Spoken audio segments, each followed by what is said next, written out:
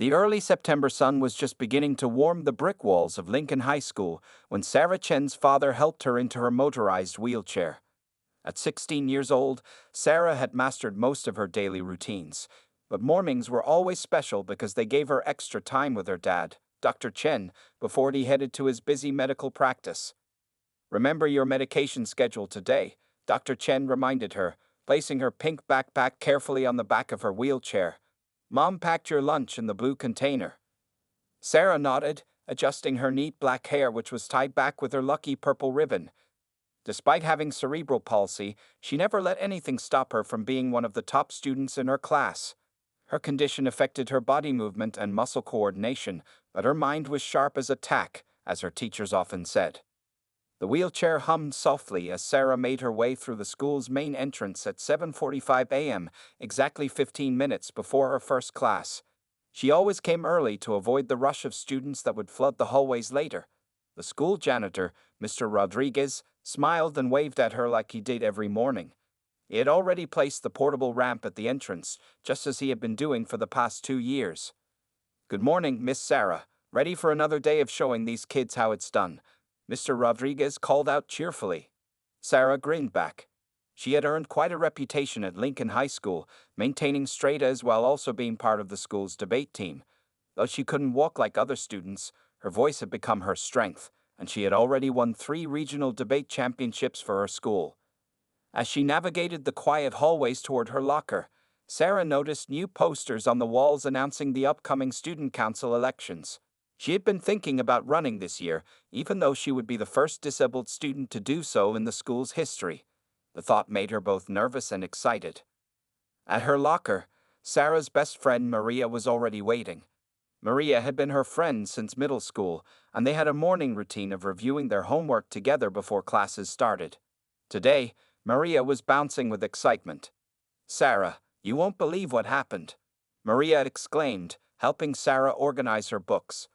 "Remember that science project you helped me with? Mrs. Peterson said it was one of the best she's seen in years." Sarah beamed with pride.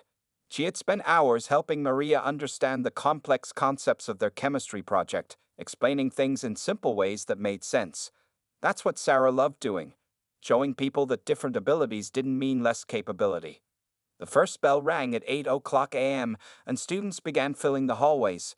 Sarah noticed some new faces among the crowd, including a new security officer who was standing near the cafeteria entrance. He looked stern and seemed to be watching everyone with suspicious eyes, quite different from Officer Thompson, who had retired last month. In her first class, Advanced Mathematics, Sarah took her usual spot at the front of the room.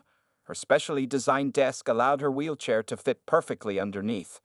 As she pulled out her homework, she heard whispers from some students about the new officer. "I heard he got transferred from another school," one student said. "Yeah, my sister said he's super strict," another added. Sarah didn't think much about it at the time. She was more focused on the upcoming test next week and the fact that she needed to take her medication during lunch break. Her mother had carefully packed her pills in a labeled container, along with a detailed doctor's note explaining her condition and medication requirements. The morning classes went by smoothly. Sarah answered questions in English class about Shakespeare's Romeo and Juliet, helped her lab partner in biology class understand photosynthesis, and even got praised by her history teacher for her excellent essay on World War II. Little did Sarah know that this ordinary Tuesday morning was about to turn into one of the most challenging days of her life. The new officer's presence would soon disrupt her carefully planned routine. For now, she was just another student, excited about learning and ready to face whatever challenges the day might bring. The lunch bell rang at exactly 12:30 p.m., and Sarah Chen guided her motorized wheelchair toward the cafeteria. Her stomach was growling. She had been so focused on her morning classes that she barely touched her mid-morning snack. More importantly, it was time for her daily medication, which helped manage the muscle spasms caused by her cerebral palsy. Maria walked beside her, talking excitedly about their upcoming debate team meeting. The cafeteria was already bustling with activity when they arrived. Students were lined up at the food counter, their voices creating a familiar afternoon buzz. Sarah and Maria found their usual table near the window, where the sunlight made it easier for Sarah to read the labels on her medication containers. Do you want me to get your lunch while you take your medicine? Maria offered, knowing Sarah's routine. Sarah nodded gratefully. Thanks. Mom packed it in the blue container today. She reached for her backpack, carefully taking out the clearly labeled prescription bottle. Her parents had made sure everything was properly documented. The bottle had her name, doctor's information, and prescription details printed clearly on it. Just as Sarah was about to take her medication, a sharp electronic beeping sound came from her phone, her daily medication reminder alarm. That's when everything started to go wrong. Officer James Barrett, who had been watching the cafeteria from his position near the entrance, immediately zeroed in on the sound. He strode toward Sarah's table with heavy, purposeful steps. His face was set in a harsh expression that made several students nearby fall silent. "What's that noise?" he demanded, towering over Sarah. "What are you trying to hide?" Sarah looked up, startled by his aggressive tone. "Sir, it's just my medication reminder. I have cerebral palsy, and I need to take my prescription at specific times." Her voice was calm and clear, just like her parents had taught her to be when explaining her condition to others. Officer Barrett's eyes narrowed, scanning over Sarah's Asian features with obvious suspicion. "Right? And I'm supposed to believe that? Hand over whatever you're trying to hide." Several students nearby stopped eating, watching the scene unfold. Sarah's hands trembled slightly as she held up her prescription bottle. "Here's my medication, sir. You can see it's prescribed to me. I also have my doctor's note right here in my folder." But Officer Barrett wasn't interested in her explanations. He snatched the bottle from her hands, examining it with exaggerated scrutiny. "These could be anything. How do I know these aren't illegal drugs you're trying to distribute?" Maria, returning with Sarah's lunch, saw what was happening and rushed over. "Officer Barrett, you don't understand. Sarah takes those medicines every day. All the teachers know about it." "Step back," Barrett snapped at Maria. "This is official business." He pulled out his radio, calling for backup while continuing to treat Sarah like a criminal. "We got a possible drug situation in the cafeteria." Sarah felt her anxiety rising, which only made her muscle spasms worse. "Please," she said, trying to keep her voice steady, "you can call my parents. They're both doctors. My father works at Central Hospital, and my mother—" "Quiet," Barrett interrupted. "You can explain all this to the principal. I've dealt with students like you before, thinking you can get away with anything because of your supposed condition." His emphasis on the word condition made it clear he didn't believe her. By now, several students had their phones out, recording the incident. The lunchroom had grown eerily quiet except for the sound of whispers and the clicking of phone cameras. Sarah could feel her muscles tensing up, a clear sign that she needed her medication soon. Mrs. Thompson, the biology teacher who had known Sarah for 2 years, rushed over after seeing the commotion. "Officer Barrett, there must be some mistake. Sarah is one of our best students, and her medical condition is well documented." But Officer Barrett remained unmoved. "Ma'am, please step back. This is a security matter now. We have protocols to follow when we find suspicious substances on campus." Sarah sat in her wheelchair, fighting back tears as her medicine she desperately needed, was being treated like contraband. She could see other students watching, some with sympathy, others with confusion, as her normal school day transformed into a nightmare of discrimination and misunderstanding. The stage was now set for a confrontation that would soon draw attention far beyond the walls of Lincoln High School. The situation in the Lincoln High School cafeteria was quickly spinning out of control. Sarah Chen sat in her wheelchair, her muscles becoming increasingly tense without her medication, while Officer Barrett stood over her with an air of undeserved authority. The crowd of students around them had grown larger, their phones recording every moment of the unfolding drama. Principal Douglas Martinez rushed into the cafeteria after receiving the alert about a potential drug situation. His face showed immediate concern when he saw who was involved. He had known Sarah since her freshman year and was well aware of her medical needs. "Officer Barrett, what seems to be the problem here?" Principal Martinez asked, trying to keep his voice calm despite the tension in the air. "I caught this student with suspicious pills," Barrett declared, holding up Sarah's prescription bottle like it was evidence in a major drug bust. "She claims their medication, but we can't be too careful these days. You know how these kids are, trying to fool the system." Sarah's hands gripped her wheelchair armrests tightly as another muscle spasm hit her. The pain was getting worse without her medication. "Please," she said, her voice shaking, "you can check my student file. Everything about my condition is documented there." Principal Martinez nodded. "Officer Barrett, Sarah Chen is a student with a documented medical condition. We have all her paperwork on file, including—" "With all due respect, sir," Barrett interrupted, "I've seen too many students use fake documents. How do we know these aren't counterfeit? Look at the pills. They could be anything." By now, Maria had managed to contact Sarah's parents using her cell phone. Dr. Lisa Chen, Sarah's mother, was already racing to the school from her medical practice, while Dr. James Chen was calling the school board from the hospital where he worked. The cafeteria had become eerily quiet except for the whispers and the sound of Sarah's increasingly labored breathing. Her muscles were cramping badly now, causing visible discomfort. Mrs. Thompson, who had remained nearby, noticed Sarah's distress. "She needs her medication now," Mrs. Thompson insisted, stepping forward. "Look at her. She's in pain." Officer Barrett remained unmoved. "If she's acting, she's doing a good job. But I've seen all the tricks before. When I worked at my last school, we had a big drug problem with students faking medical conditions." The school nurse, Ms. Rivera, pushed through the crowd of onlookers. She had heard about the commotion and came running with Sarah's medical file in hand. "I have all of Sarah's medical documentation right here," she announced, waving the thick folder, including verification from 3 different doctors and the state medical board. But Officer Barrett wouldn't back down. Instead, he pocketed Sarah's medication and pulled out his handcuffs. "Until we can verify everything, I'm going to have to detain."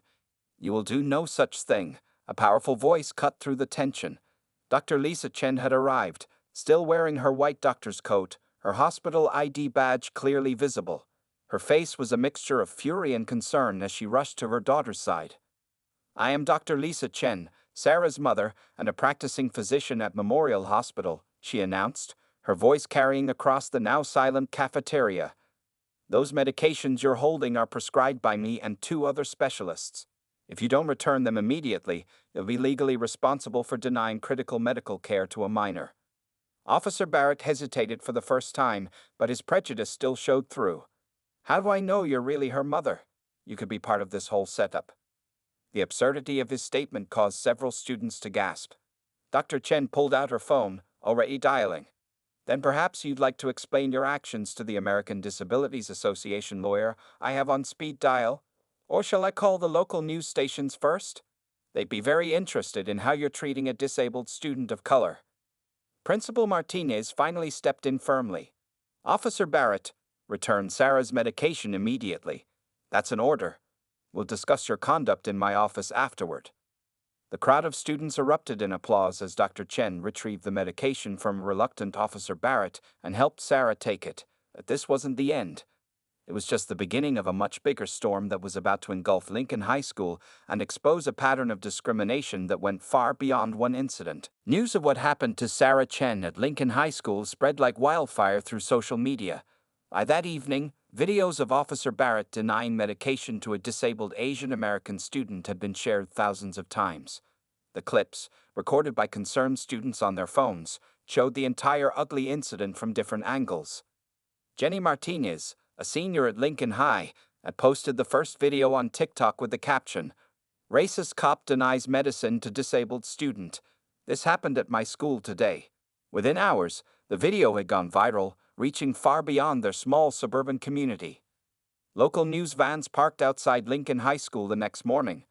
Sarah's story had touched a nerve in the community, especially among minority families and those with disabled children.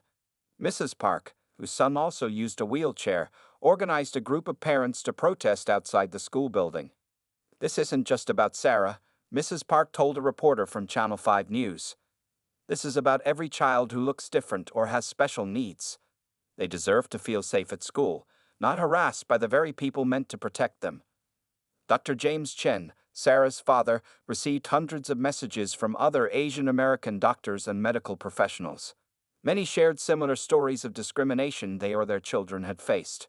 By Wednesday afternoon, The Asian American Medical Association had released a strong statement supporting the Chen family and demanding an investigation into Officer Barrett's conduct.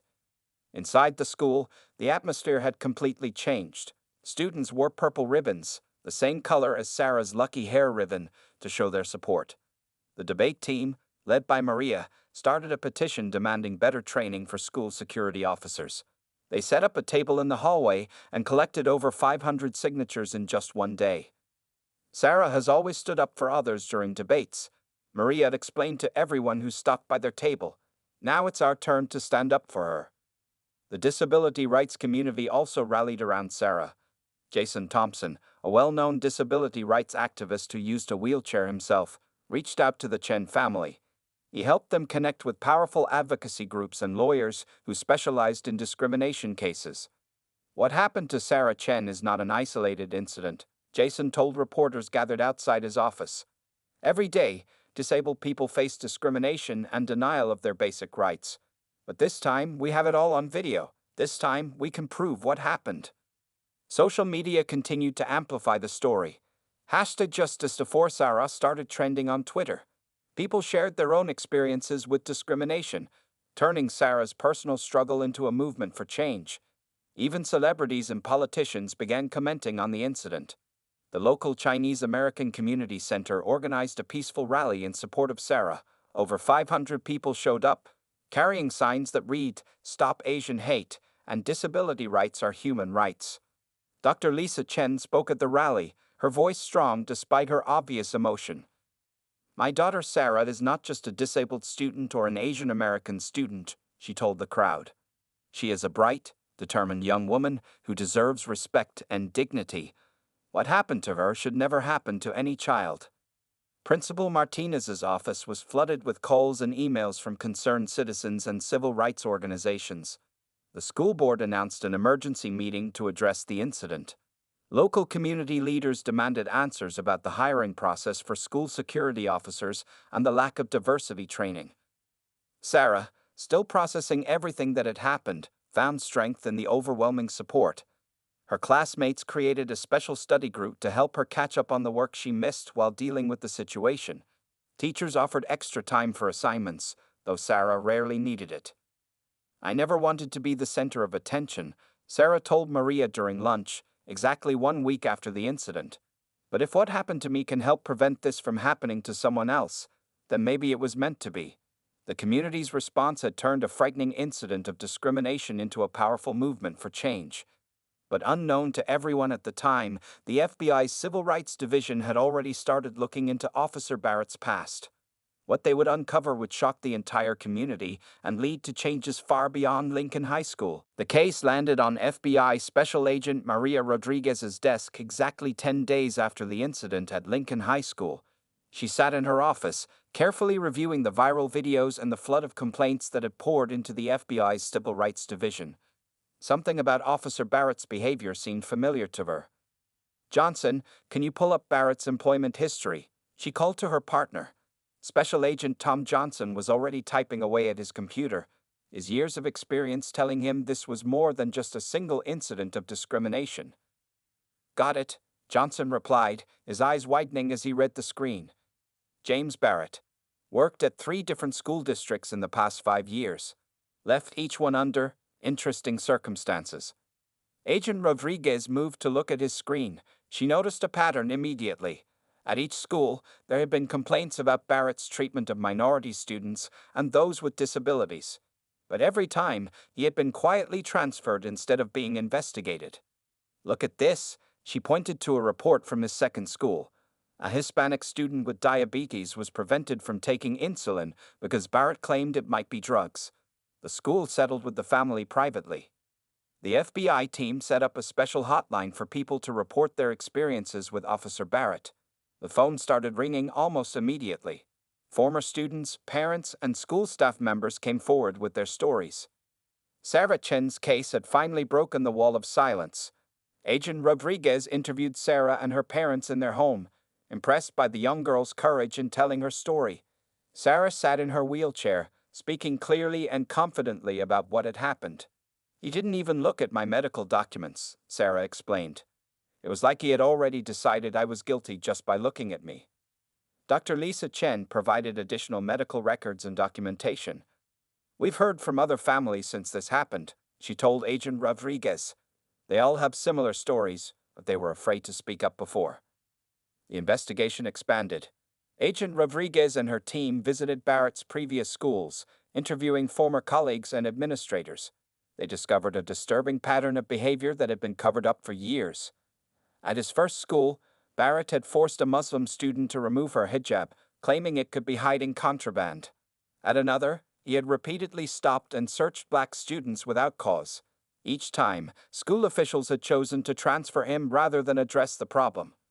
This is why he kept getting away with it, Agent Johnson said, reviewing their findings. Nobody wanted to deal with the bigger issue. They just passed him along to become someone else's problem. The FBI's forensic team analyzed Barrett's work computer and phone records. They found text messages and emails that revealed his prejudiced views towards minorities and disabled students. In one message to a fellow officer, he had bragged about keeping certain students in line. Principal Martinez cooperated fully with the investigation. He provided security camera footage showing other incidents where Barrett had targeted minority students. I had no idea about his history when we hired him, Martinez admitted. His previous employers gave him positive references. Agent Rodriguez organized the evidence meticulously. The case was building into something much bigger than one incident at Lincoln High School. It was exposing a systemic failure in how schools handled discrimination by security personnel. We're not just looking at civil rights violations, she explained to her supervisor. We're seeing a pattern of institutional cover-ups across multiple school districts. The investigation also revealed that Barrett had falsified parts of his employment application at Lincoln High. He had omitted information about complaints at his previous schools and changed dates to hide gaps in his employment history. As Agent Rodriguez prepared to present her findings, she knew this case would set an important precedent. It wasn't just about punishing one officer's bad behavior. It was about exposing and fixing a broken system that had allowed that behavior to continue for years. Sarah's courage in speaking up had finally brought to light what many had suffered in silence. The FBI's investigation was about to shake up not just Lincoln High School, but the entire education system's approach to security officers and discrimination. The FBI's investigation reached its turning point on a rainy Tuesday morning. Special Agent Maria Rodriguez stood before a room full of school board officials, her presentation slides ready to reveal the disturbing truth about Officer James Barrett's past. The evidence she had gathered painted a picture so clear that no one could ignore it anymore. What we discovered, Agent Rodriguez began, is not just one incident, but a pattern spanning 6 years and 3 different school districts. She clicked through slides showing complaint after complaint that had been buried or ignored. In the back of the room sat Sarah Chen with her parents, invited to witness this important moment. Sarah's hands gripped her wheelchair's armrests tightly as she listened to the truth about the man who had caused her so much distress. The first revelation shocked everyone in the room. At Riverside High School in 2018, Barrett had forced a deaf student to empty his pockets in front of the entire cafeteria, claiming his hearing aids might be hiding drugs. The incident had been covered up with a quiet transfer and a sealed file. The school principal at Riverside gave Barrett a positive reference just to get rid of him, Agent Rodriguez explained, showing emails between school administrators. They knew about his behavior, but chose to make him someone else's problem. At Winchester Academy in 2020, Barrett had targeted multiple students of color. The FBI found records of him conducting random searches that weren't random at all. 90% of the students he stopped were minorities. When parents complained, the school board offered them settlements with strict confidentiality agreements. Look at these numbers, Agent Johnson added, pointing to a chart. In every school, Barrett's record shows the same pattern. He disproportionately targeted disabled students and students of color, always claiming security concerns as his excuse. Dr. Lisa Chen stood up, her voice steady but angry. How many children had to suffer before someone finally took action?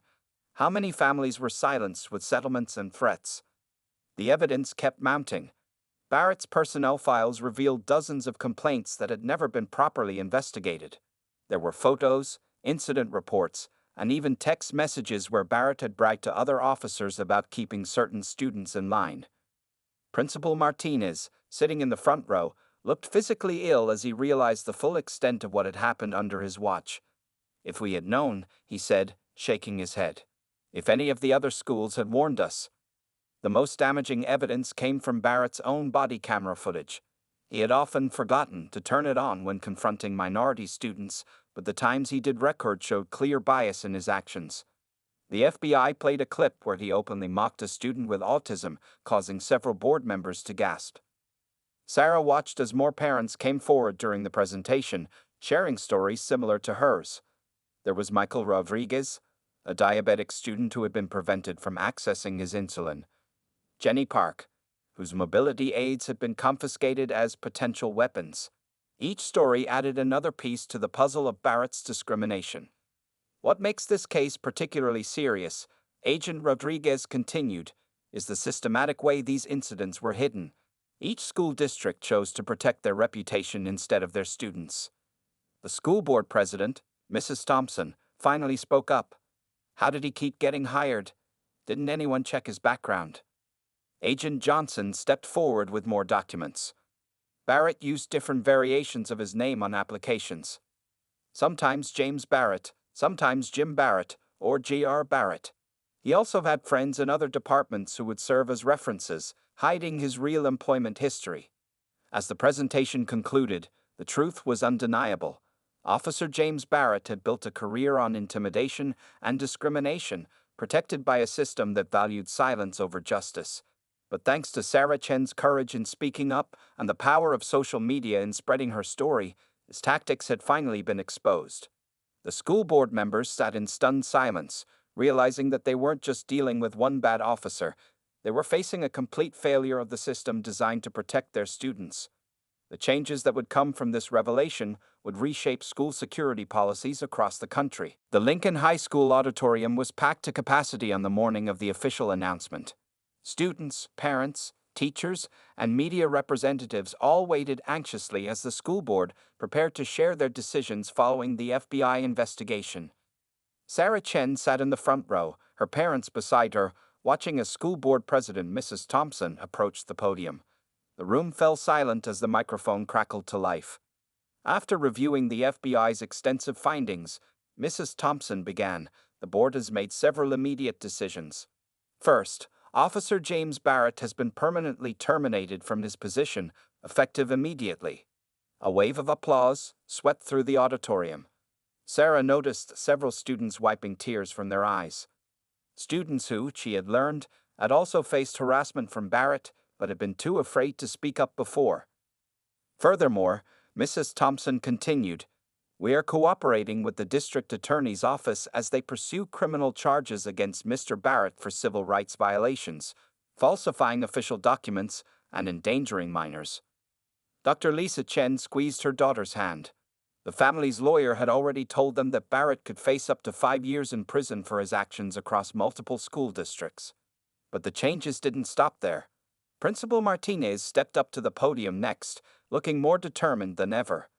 "We're implementing immediate changes to our security procedures," he announced. "Every security officer will now undergo mandatory training in disability awareness, cultural sensitivity, and proper medical emergency protocols." The school board had worked with disability rights organizations and civil rights groups to develop new guidelines. These included a complete review of all security staff backgrounds, body cameras that couldn't be turned off during interactions with students, a new student-parent advisory committee to oversee security policies, required monthly training sessions for all school staff, clear procedures for handling medical needs and accommodations. Maria, sitting next to Sarah, was taking notes for the school newspaper. "This is going to change everything," she whispered excitedly. The most surprising announcement came from Special Agent Rodriguez, who had been invited to speak. The FBI's Civil Rights Division will be using the Barrett case as a model to investigate similar situations in other school districts, she explained. What happened at Lincoln High School has sparked a national conversation about discrimination in school security. Local news cameras rolled as Sarah was invited to the podium. Despite her nervousness, she spoke clearly into the microphone, her voice steady and strong. "What happened to me was wrong," she said, "but it led to something important.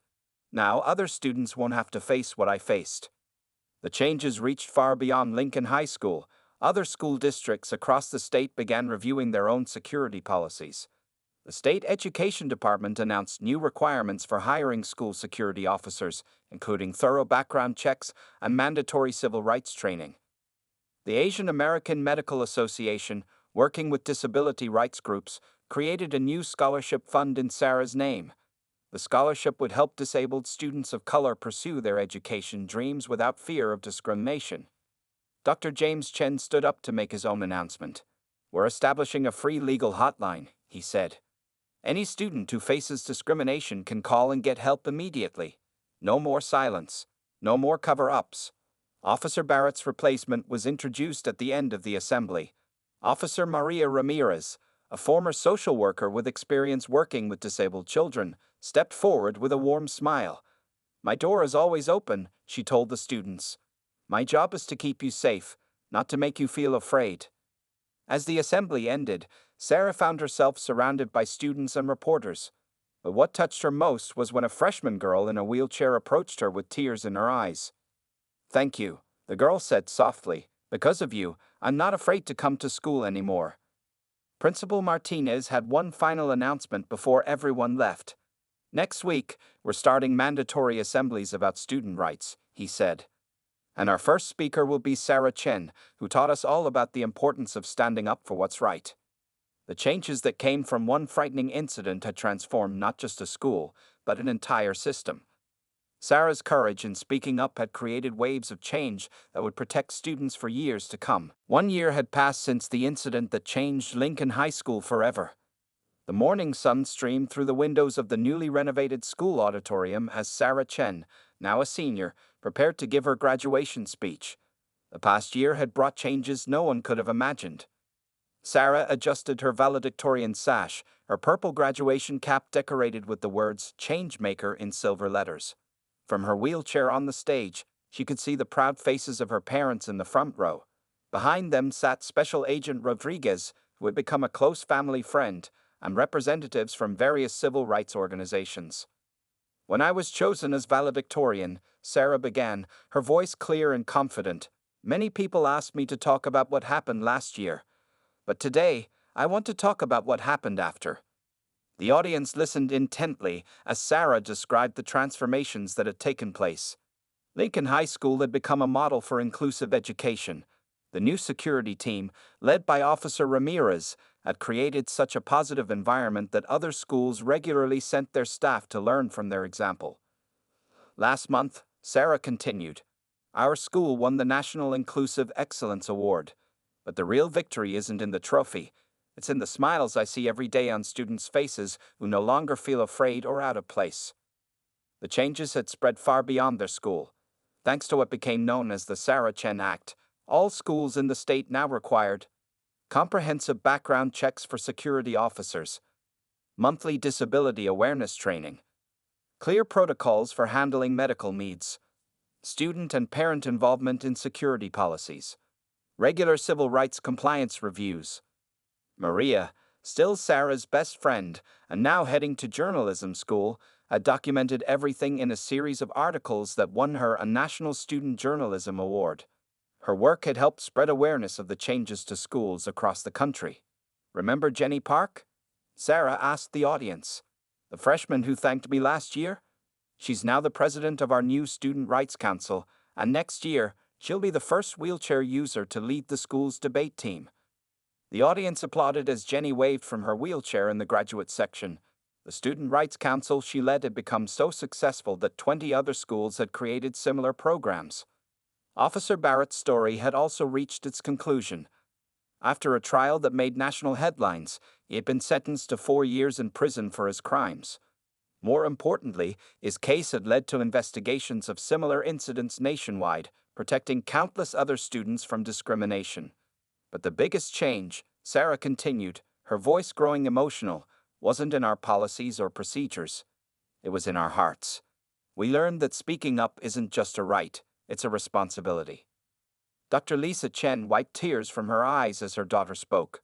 The legal hotline she and Dr. James Chen had established had already helped over 300 students stand up against discrimination.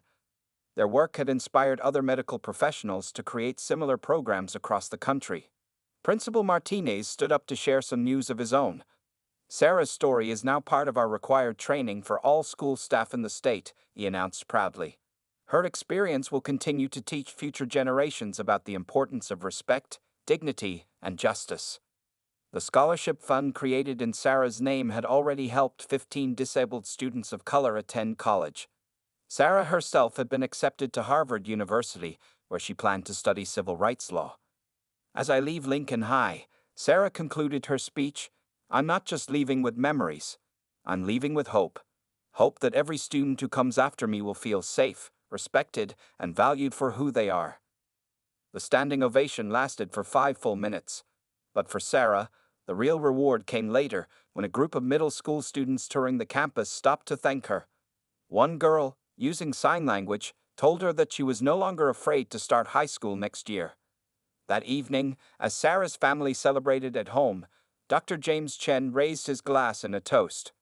To my daughter, he said proudly, who turned one moment of injustice into a lifetime of change. Sarah looked around at the faces of her family, friends, and supporters, knowing that her story would continue to make a difference long after she graduated. What had started as one frightening day in a school cafeteria had become a movement that would protect students for generations to come.